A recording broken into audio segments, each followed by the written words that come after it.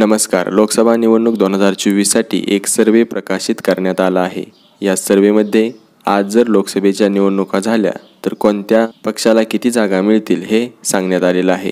या सर्वेनुसार महाराष्ट्रामध्ये लोकसभेच्या एकूण 48 जागांपैकी महाविकास आघाडीला 26 जागा तर महायुतीला 22 जागा दाखवण्यात आलेल्या आहेत. 2019मध्ये महायुतीला म्हणजे भाजप आणि शिवसेना यांना 41 जागा मिळाल्या होत्या आणि त्यावेळच्या आघाडीला म्हणजेच काँग्रेस आणि राष्ट्रवादी काँग्रेसला 7 जागा मिळाल्या होत्या. 2019च्या तुलनेत आज जर लोकसभेच्या निवडणुका झाल्या तर महायुतीला प्रचंड फटका बसण्याची शक्यता आहे. तसेच जर आज निवडणुका झाल्या तर महायुतीला 40% आणि महाविकास आघाडीला 45% मते मिळण्याचा अंदाज आहे. या सर्वेमध्ये काँग्रेसला प्रचंड फायदा होण्याची शक्यता दर्शवण्यात आली आहे.